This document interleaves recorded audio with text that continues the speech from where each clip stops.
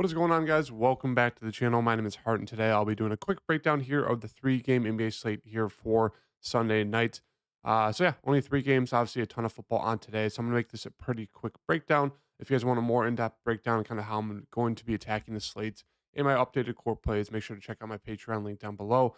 Hit that like button and subscribe, and let's do a breakdown and a quick early potential build for you guys here in this slate. So starting off here with this first game, actually, let's do a quick look at the game totals right now. Warriors, Cavs, 2 point spread, 220.5 game total. Hornets, Mavs, 12.5 point spread, 234 game total. Obviously, a lot of blowout risk there. Grizzlies, Blazers, 3 point spread, 218 game total. So right now, obviously, it looks like this Memphis Portland game right now is going to be the game we really want to target. Memphis has been god awful.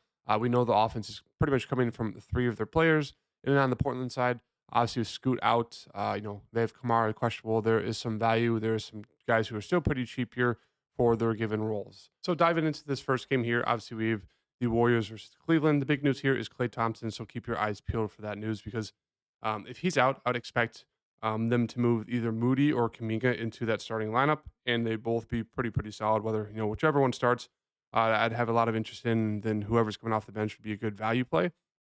If there is Clay, then the starting lineup is fine. Steph, he has a ceiling. If you want to pay up for him, don't mind that.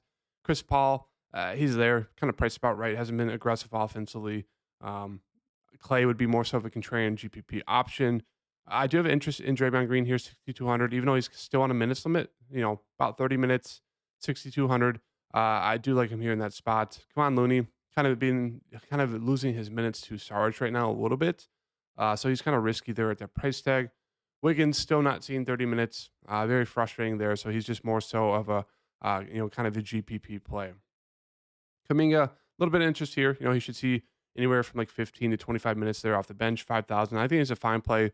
Looks even better, obviously, if there is no Klay Thompson. Sarge, it does feel like we're kind of chasing a little bit. He's been super efficient. Seeing 20 minutes, which is solid, but I don't know if we can kind of expect this efficiency to last and continue.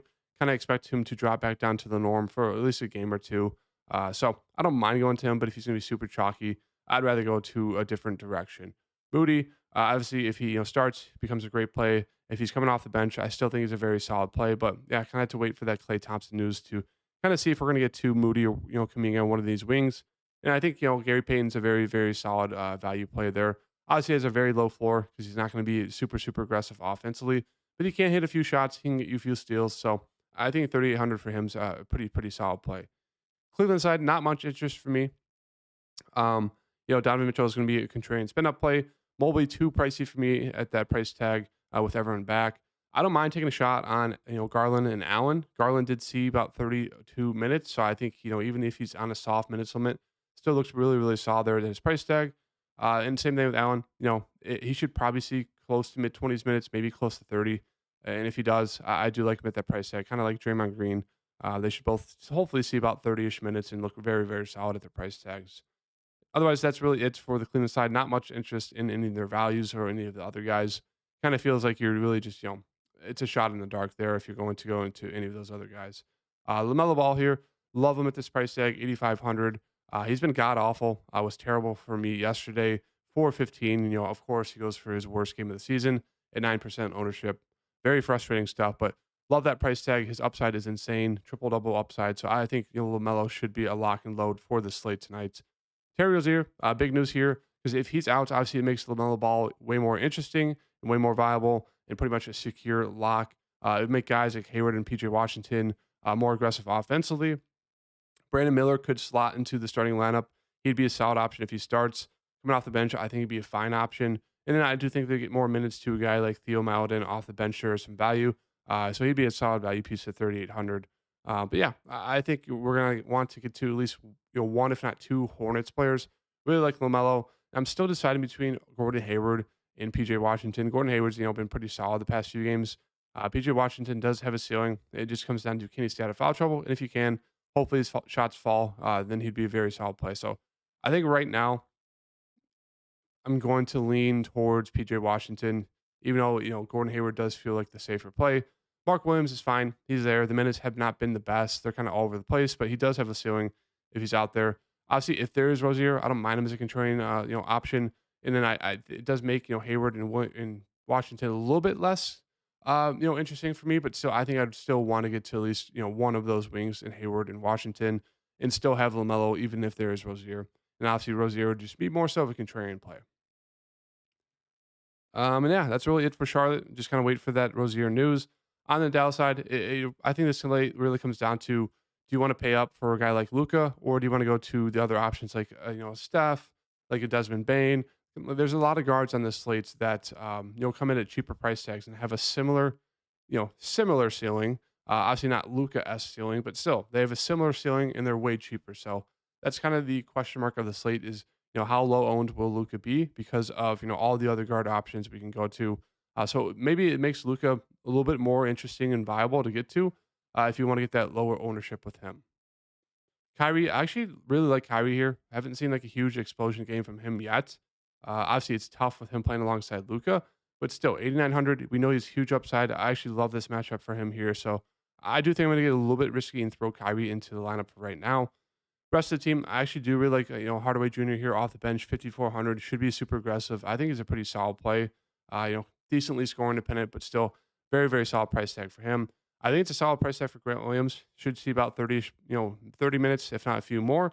I think he's solid. That's really it. I mean, if you land on Josh Green, Jones Jr., that's fine. I will mention Powell. If Lively does get in foul trouble, Powell will be kind of be the main center off the bench. 3,100. I do have some interest in him. And then on to the Memphis Grizzlies and the Portland side here. For Memphis, Bane looks pretty solid there. Obviously, going to be the leader of this team here. Shoot the ball a ton. So I do have a good amount of interest in him there. Jaren Jackson Jr., Triple J. I think he's a solid play there if you can stay out of foul trouble. Obviously, he has huge upside. And the Memphis Grizzlies have been terrible. So we know the offense is going to come from these three main guys. So I do think you're going to want to get to at least one of them just because of the upside there and the usage. So I think right now it might be smart for me. Does have that point guard, shooting guard eligibility. He's probably the most boomer bust of the bunch just because there's just times where he just won't hit a shot, won't be aggressive offensively. I mean, 39 minutes and he only scores 8 points. I'm like, come on, man. But yeah, I think you're going to want to get to at least one of those main, starters there for the Grizzlies. In terms of like the other plays, they're more secondary plays like Tillman, Zaire Williams. Roddy's a fine value there. Obviously, if Aldama is back, it does eat into the minutes of Williams, Roddy, and the Williams Jr. minutes. I think Luke Kennard is still a very safe play there. Should see about 20-ish minutes, maybe close to mid 20s. It just comes down to can he hit the shots. If he can hit a few threes, he should easily be able to blow past 15, 20 fantasy points. So I still really like him there as a value play. And obviously, if there's no Santi, then obviously the wings still become very, pretty viable plays. Would have a decent amount of interest in Roddy there. Williams is fine, and they will, dust off some Williams Jr. as well, but nothing too crazy there. And then moving on to Portland here. Once again, another one of those teams where you're going to want to get to at least one of their guard duo, whether that's Brogdon, whether that's Sharp. They both look fantastic. I think I prefer Sharp, but still, I think they both look great for their price tags and their given roles, especially in this matchup. So good amount of interest in both those guys. And then I think I have a good amount of interest in Aiton. I mean, he's been very solid, 3 straight games of a double-double, and he gets Xavier Tillman. So it's like, he's not going to really get Aiton in foul trouble. Hopefully not. So I think Aiton is a pretty solid price tag there at 7K.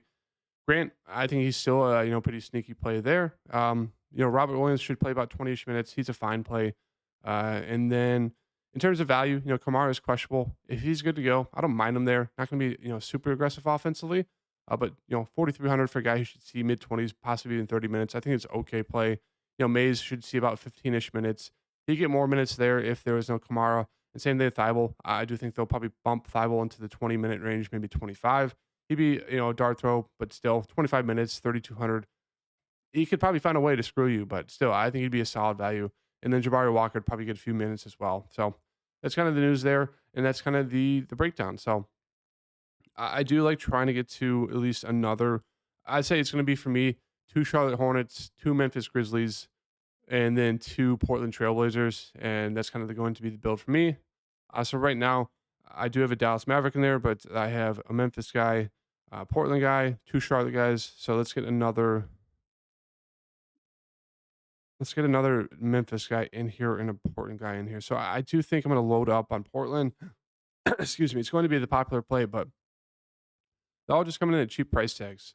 So I think I'm going to throw in there. Guard. Let's get back to LaMelo Ball here. We'll throw him in that guard spot. Forward, I do think I'm going to go to Gary Payton as just a cheap value play. 4,200 left over. Um, Nothing too crazy here. We could get to Roddy there. I don't mind that. Theo there if there is no Rozier. Don't mind that. So right now, Moody, I think he's a fine play. So right now, let's just go with Moody. Obviously, we have to wait for that Clay news because it could definitely make Moody way more viable, make Payton way more viable. So yeah, this is kind of the early look build. Do like getting a little bit contrarian there with that Kyrie play. I think Luke Kennard is a very strong value piece, even though he's pretty score independent right now. They need his offense. Shaden Sharp, I mean, he's just playing monster minutes. Kind of the second guy on the team in terms of usage there alongside Brogdon, PJ Washington. More so of a contrarian play here in the mid range, but still, I like his upside here in this game. 6,300, very solid price tag. Ayton, 3 straight double doubles. I like riding him. Minutes have been great past 3 games. LaMelo Ball is just very cheap for his usage and his ceiling. And then the two value plays of Gary Payton and Moody. So that's the breakdown. Hope you guys liked the video. Check them out on my Patreon. I'll have an updated core of plays. Hopefully when we get that news on there. So see you guys. Thank you guys for tuning in.